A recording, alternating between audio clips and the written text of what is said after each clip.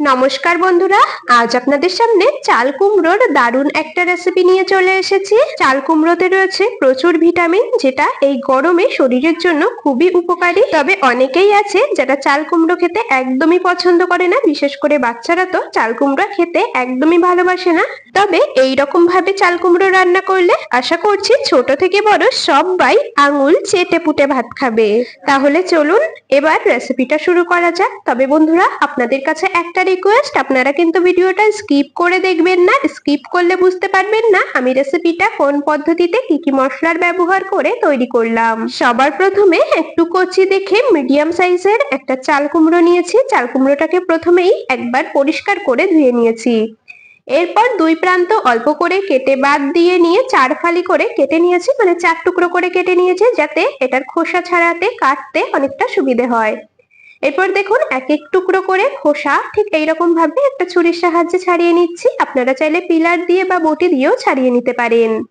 বন্ধুরা, আমি কাজটা করতে থাকি আর আপনারা কিন্তু অবশ্যই আমাকে এই সময়টা কমেন্টসে জানিয়ে যাবেন আপনারা কে কোন জায়গা থেকে আমার আজকের এই রেসিপিটা দেখছেন, তবেই না আপনাদের কমেন্টসে ধন্যবাদ জানাতে পারবো। চাল কুমড়োর খোসাটা আমি একটু মোটা করেই ছাড়াচ্ছি, কারণ এই চাল কুমড়োর খোসাও কিন্তু রান্না করে খাওয়া যায়। আলু দিয়ে কুচিয়ে ভাজা করলে খেতে কিন্তু ভীষণ ভালো লাগে। তো যাই হোক, আমি চাল কুমড়োটার খোসা দেখুন খুব ভালো করে ছাড়িয়ে নিয়েছি। আর এখন এই চাল কুমড়োর টুকরোগুলোকে একেবারে ঝিরিঝিরি করে কুচিয়ে নেব। আমি বটি দিয়েই কুচিয়ে নিচ্ছি, যেহেতু বটি দিয়ে চাল কুমড়োটা কোচাতে অনেকটাই আমার সুবিধে মনে হয়, সেই জন্য। চাইলে আপনারা ছুরি দিয়েও কিন্তু এরকম ঝিরিঝিরি করে কুচিয়ে কেটে নিতে পারেন। তো দেখুন, ঝিরিঝিরি করে আমি বটির সাহায্যে কুচিয়ে নিয়েছি। আবার গ্রেটার দিয়ে গ্রেট করেও নিতে পারেন আপনাদের পছন্দ অনুযায়ী। তো যাই হোক, এখন রান্না করার জন্য ওভেনে একটা কড়াই বসিয়ে দিয়েছি। কড়াইটা গরম করে নিয়ে তাতে পরিমাণ মতো দিয়ে দিলাম সর্ষের তেল। তেলটাকেও বেশ ভালো করে গরম করে নিয়েছি। 1 চা চামচ তাতে দিয়ে দিচ্ছি গোটা সাদা জিরা। জিরার থেকে সুন্দর ভাজা গন্ধ বেরোনো পর্যন্ত খুব ভালো করে ভেজে নিতে হবে। মোটামুটি মিনিট খানিকের মতো লো ফ্লেমে জিরে দিয়ে ভেজে নিয়েছি। আর এখন দিয়ে দিচ্ছি ওই 50 গ্রামের মতো চিংড়ি মাছ। আপনারা চিংড়ি মাছের পরিমাণটাও বাড়িয়ে নিতে পারেন। এখানে আমি ওই 50 গ্রামের মতো চিংড়ি মাছ রেসিপিতে ব্যবহার করছি। চিংড়ি মাছের মাথা বাদ দিয়ে নিয়ে একদম পরিষ্কার করে ধুয়ে নিয়েছিলাম। এরপর 6 থেকে 7টার মতো দিয়ে দিলাম চেরা কাঁচা লঙ্কা। যেই রকম ঝাল খাবেন সেই অনুযায়ী লঙ্কার পরিমাণ কম বেশি করে দিয়ে নেবেন। তবে আজকের এই রেসিপিতে কিন্তু খুব বেশি মশলা যাবে না, আর চাল কুমড়োতে খুব বেশি মশলা হলে খেতে কিন্তু ভালো লাগবে না। যাই হোক, চিংড়ি মাছগুলো দিয়ে হালকা করে নেড়ে নিয়েছি।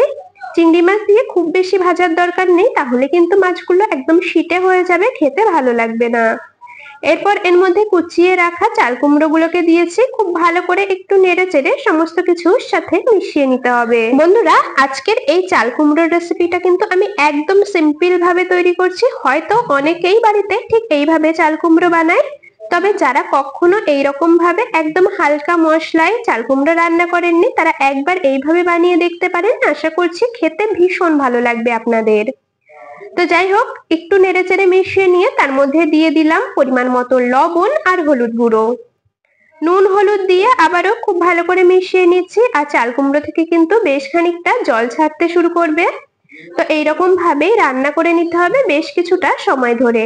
আর এই রেসিপিতে কিন্তু একেবারেই জল যাবে না। চাল কুমড়ো থেকে যেটুকু জল বেরোবে তাতেই কিন্তু চাল কুমড়োটা সেদ্ধ হয়ে যাবে। এখন কিছুক্ষণের জন্য ঢাকা দিয়ে দিলাম। চাল কুমড়োটা ঢাকা দিয়ে রান্না হতে থাকুক। এদিকে গ্যাসের আরেকটা পাশে বসিয়ে দিয়েছি একটা তড়কা প্যান। আপনারা চাইলে কড়াইও বসাতে পারেন। তড়কা প্যানটা গরম করে নিয়ে তাতে দেখুন একটা তেজপাতা আমি ছোট ছোট টুকরো করে দিয়ে দিচ্ছি।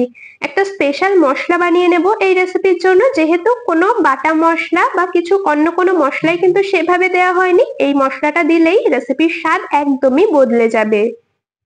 একটা তেজপাতা একটু ছোট টুকরো করে দিয়েছি, একটা শুকনো লঙ্কা একটু ছোট ছোট করে কেটে দিয়েছি। খুব ভালো করে প্রথমে নেড়েচেড়ে ভেজে নেব। যেহেতু তেজপাতা শুকনো লঙ্কা ভাজতে একটু সময় লাগে, প্রথমে তেজপাতা শুকনো লঙ্কা দিয়ে একটু ভাজা ভাজা করে নিয়েছি। তারপরে দিয়ে দিচ্ছি 1 চামচ জিরে। জিরে যেহেতু ভাজা হতে সময় লাগে না, জিরেটাকে দিয়ে হালকা করে কয়েক সেকেন্ডের মতো নেড়ে নিলেই দেখবেন জিরের ভাজা গন্ধ বেরিয়ে গেছে আর জিরেটা বেশ সুন্দর করে ভাজা হয়ে গেছে। এর থেকে বেশি ভাজবো না, তাহলে কিন্তু গোটা মশলাগুলো পুড়ে যাবে। একদম হালকা ড্রাই রোস্ট করে নিয়েছি। একটা হামানদিস্তার মধ্যে নামিয়ে নিলাম। একদম মিহি করে এখন গুঁড়ো করে নেব। আপনারা চাইলে শিলনোড়াতেও গুঁড়ো করে নিতে পারেন, আমি হামানদিস্তাতেই কিন্তু এই ভাজা মশলাটাকে একেবারে মিহি করে গুঁড়ো করে নিচ্ছি। বন্ধুরা, এই রেসিপিতে কিন্তু অবশ্যই এই ভাজা মশলাটা ব্যবহার করবেন, যেহেতু রান্নায় আর অন্য কোনো মশলা ব্যবহার হচ্ছে না, এই মশলার কারণেই রান্নার স্বাদটা কিন্তু ভীষণ ভালো হয়। তো আবারও ওভেনের কাছে চলে এলাম, চাল কুমড়োর ঢাকনাটাকে খুলে নিয়েছি, কড়াইয়ের ঢাকাটাকে খুলে নিয়েছি, আবারও খুব ভালো করে একটু নেড়ে চেড়ে নিচ্ছি। দেখতেই পাচ্ছেন চাল কুমড়ো থেকে যেটুকু জল বেরিয়েছিল পুরো জলটাই টেনে গেছে, আর চাল কুমড়ো গুলো কিন্তু বেশ সুন্দর সেদ্ধ হয়ে গেছে। তবে এখনো বেশ কিছুক্ষণ রান্না করতে হবে এইরকম ভাবে। খুব ভালো করে একটু নেড়ে চেড়ে নিয়েছি, আর এখন দেখুন এরকম একটা ছোট বাটির মধ্যে হাফ বাটির থেকেও একটু কম নিয়েছি জল, তার মধ্যে 1 চামচ দিয়েছি চালের গুঁড়ো। এমনি নর্মাল রুম টেম্পারেচারে রাখা জলই এখানে ব্যবহার করলেই হবে। তার মধ্যে 1 চামচ চালের গুঁড়ো দিয়ে খুব ভালো করে মিশিয়ে নিলাম, আর এখন এই চালের গুঁড়ো গুলে রাখা জলটাকে এর মধ্যে দিয়ে দিলাম। যদি হাতের কাছে চালের গুঁড়োটা না থাকে তবে আপনারা কিন্তু 1 চামচ এর মধ্যে ময়দা ব্যবহার করতে পারেন, তবে চালের গুঁড়ো দিলে টেস্ট বেশি ভালো হয়। চালের গুঁড়ো যদি থাকে দেবেন, আর না থাকলে ময়দা দিলেও অসুবিধা হবে না। তো যাই হোক, এখানে চালের গুঁড়োর গোলাটাকে দিয়ে খুব ভালো করে মিশিয়ে নিয়েছি, আর আমার মনে হচ্ছে লবণ একটু কম হয়েছে, সেই জন্য আরো 1 চামচের মতো আমি এর মধ্যে দিয়ে দিলাম লবণ। লবণ দিয়ে আবারও একটু নেড়ে চেড়ে মিশিয়ে নিচ্ছি। চালের গুঁড়ো দেওয়াতে ঘন্টটা দেখুন বেশ সুন্দর একটু আঠালো তৈরি হয়েছে, আর যে কোনো কিছুর ঘন্ট এইরকম একটু মাখো মাখো তৈরি হলে কিন্তু খেতে বেশি ভালো লাগে। যাই হোক, এখন এর মধ্যে দিয়ে দিচ্ছি আমি ভেজে রাখা মশলা, মানে যে ভাজা মশলাটাকে আগে থেকে গুঁড়ো করে রেখেছিলাম, মশলাটা এখন এর মধ্যে দিয়ে দিচ্ছি। পুরো মশলাটাই দিয়ে দিয়েছি, খুব ভালো করে এবার নেড়ে চেড়ে মিশিয়ে নেব। আর মশলা দেওয়ার সাথে সাথে এর কালারটা কিন্তু একেবারেই চেঞ্জ হয়ে যাবে, আশা করছি আপনারা দেখেই বুঝতে পারবেন। তো দেখুন মশলাটা দিয়ে খুব ভালো করে এইরকম ভাবে নেড়ে চেড়ে মিশিয়ে নিচ্ছি, আর মশলা দিয়ে খুব বেশি সময় রান্না করব না। এখন দিয়ে দিচ্ছি 1 চামচ চিনি, যেহেতু চাল কুমড়োর রেসিপি, এতে কিন্তু অল্প একটু চিনি দিলে এর স্বাদটা একেবারে পাল্টে যায়। অবশ্যই দেবেন, না হলে কিন্তু চাল কুমড়োটা খেতে অনেকটা পানসা লাগতে পারে। সামান্য চিনি দিলে রেসিপিটা মিষ্টি হয়ে যাবে না, তবে এর স্বাদ অনেক গুণ বেড়ে যাবে। তো যাই হোক, ভাজা মশলা, সামান্য চিনি সমস্ত কিছু দিয়ে খুব ভালো করে নেড়েচেড়ে কিছুক্ষণ রান্না করে নিয়েছি। আর দেখুন চাল কুমড়োর সাইড থেকে তেল ছাড়তে শুরু করেছে। এর থেকে আর বেশি রান্না করব না, চাল কুমড়োটা একদম কমপ্লিট হয়ে গেছে গরম গরম ভাতের সাথে পরিবেশন করার জন্য। কড়াইটা নামিয়ে নিয়েছি, গ্যাস বন্ধ করে এখন একটা পাত্রে নামিয়ে নিচ্ছি। গরম গরম ভাতের সাথে চাল কুমড়োর এই রেসিপি হলে বন্ধুরা আর অন্য কিছু লাগবে না, এটা দিয়েই 1 থালা ভাত খেয়ে নিতে পারবেন। মাছ মাংস ছেড়ে চাল কুমড়োর এই রেসিপি সবাই চেয়ে চেয়ে খাবে, এইটুকু বলতে পারি। রেসিপিটা আপনাদের কেমন লাগলো অবশ্যই কমেন্টসে জানিয়ে যাবেন। যদি ভালো লেগে থাকে তবে ভিডিওটিতে একটি লাইক আর বন্ধুদের মধ্যে অনেক অনেক শেয়ার করে দেওয়ার অনুরোধ রইল।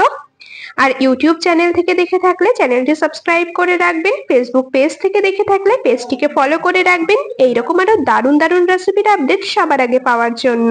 তাহলে বন্ধুরা আজ এখানেই শেষ করছি, আবার দেখা হবে পরবর্তী কোনো রেসিপির সাথে। ততক্ষণ সকলে ভালো থাকবেন, সুস্থ থাকবেন।